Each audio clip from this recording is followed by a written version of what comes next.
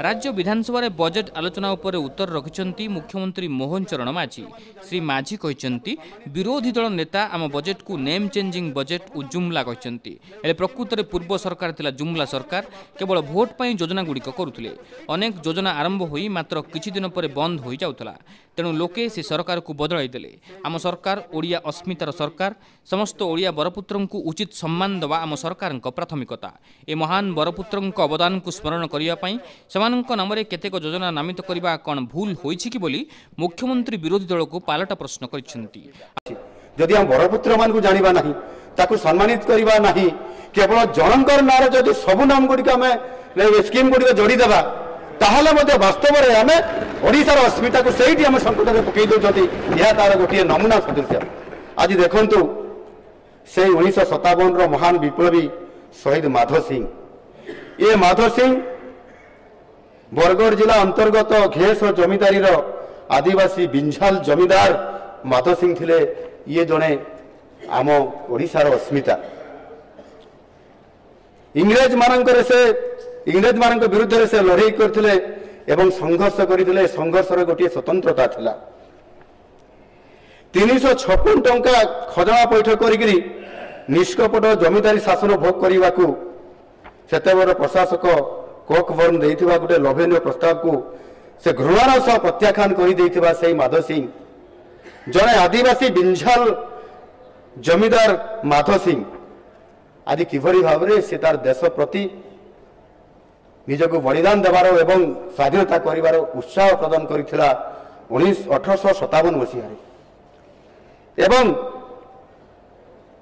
अधुना जो छत्तीसगढ़ अंतर्गत सोना खान स्वाधीन चेता जमीदार और जड़े थिले वीर नारायण सिंह से थिले माधव जुआई थिले सी एवं माधव द्वितीय पुत्र कुंजलंकर समुदी मध्य से थिले। इंग्रेज प्रशासन द्वारा तांको फांसी दिया जेबा घटना माधव को अधिक क्रोधित कर देइथिला एवं से माधव सिंह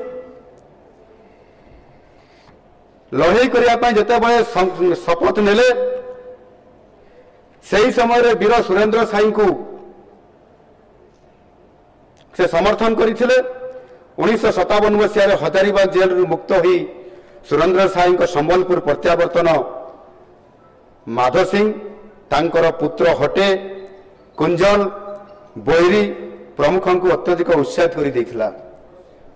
संबलपुर विद्रोह निमंते प्रस्तुत करा जाउथवा रणनीतिर मुख्य अंशीदार थिले घेस जमींदार एवं तांकर परिवार वर्ग। से रणनीति अनुसार सिंघोरा घाटी को अवरोध करने दायित्व माधव सिंह को दिया जाइथिला। वीर सुरेंद्र सिंह दायित्व देइथिले एवं माधव सिंह तांको ज्येष्ठ पुत्र हटे नेतृत्व में घेस बाहिनी सह कैप्टेन वुड ब्रिज शेक्सपियर प्रमुख सेनाध्यक्ष तांकर सहित बारंबार से सिंगड़ा घाटी ठारे तांकर संघर्ष होईची एवं माधव सिंह तांकर गरिला युद्ध माध्यम शह शह इंग्रेज सैन्य मान को हत्या करथिले एवं तांको घोड़े देके पछक फेरई देथिले। ए प्रकार उद्यम शक्ति साहस प्रदर्शन करथिले से माधव सिंह। 1958 मसीह एक असतर्क मुहूर्त में घेस आक्रमण कर कैप्टेन फॉरेस्टर से सेतेबेले वृद्ध हो जाइथिले जमींदार माधव सिंह तांको एक षड्यंत्र माध्यम गिरफ करा जाइथिला एवं घेस ग्राम में अग्नि संयोग कर ताकू भस्मीभूत कर देइथिले।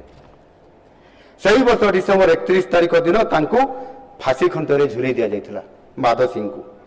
माधव को परे तांको तीन पुत्र नाती गोविंद तथा विश्वस्त सहयोगी माने सुरेंद्र साई और अन्य विप्लवी सहित तापर से लुचि छपिक दीर्घ काल जाए खरियार अंचल नुआ नुआ घाटी मान स्थापन कर विद्रोही को अधिक उत्साहित करके ये संघर्ष जारी रखी।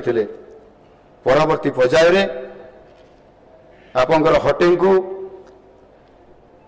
इंग्रेज माने तांको धरिकी दीपांतर कर देइथिले एवं दीपांतर करदेवा परवर्ती पर्याय दहनीय अवस्था सेठार तांकर मृत्युवरण होता। कुंजरी को फांसी दिया जाइथिला जे कि माधव सिंह द्वितीय पुत्र एवं तृतीय पुत्र बैरी को आजीवन कारावास दिगला एवं तांको बसंत रोग जितेबाला होगला तांको चिकित्सा करागला नहीं छटपट होकर जीवन शेष में चली जाइथिला। एवं चतुर्थ भाई ऐरी को बहु वर्ष धरी आगु एक ନିବୁଜ ସୁଡ଼ଙ୍ଗ ଭିତରେ ଲଙ୍କା ମରିଚ ଧୂଆଁ ପ୍ରବେଶ କରାଇ ଇଂରେଜମାନେ ତାଙ୍କୁ ହତ୍ୟା କରିଥିଲେ।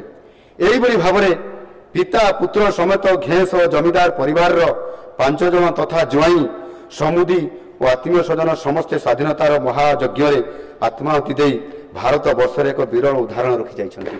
ଇଏ ହେଲେ ମାଧବ ସିଂ। ଏଭଳି ବ୍ୟକ୍ତିତ୍ୱକୁ ଆମେ ଚିହ୍ନଟ କରିବା ଏବଂ ମାତ୍ର କିଛି ଦିନ ଭିତରେ ଚିହ୍ନଟ କରିକି ନୂଆ ସରକାର ଯଦି ମାଧବ ସିଂ ନାଁରେ ଏକ ବରପୁତ୍ରଙ୍କୁ ଯଦି ସମ୍ମାନିତ କରିବା, ତାଙ୍କ ନାଁରେ ଏକ ଯୋଜନା କରିବା, ଇଏ କ'ଣ ଜୁମଲା? ୟାର ଜବାବ ବିଦେଶ ଦେବେ କି? आम जनसाधारण को देइथिबा समस्त प्रतिश्रुति पालन करिबु। विजन 2036 एक स्पष्ट खसड़ा प्रस्तुति दिगरे कार्य करुछु। समस्तंक भत्ता पर्यायक्रमे वृद्धि करा जिवो। धान संग्रह पई 5000 कोटी टंकार व्यय बराद करा जाउछि बोली मुख्यमंत्री सूचना दैछन्ति।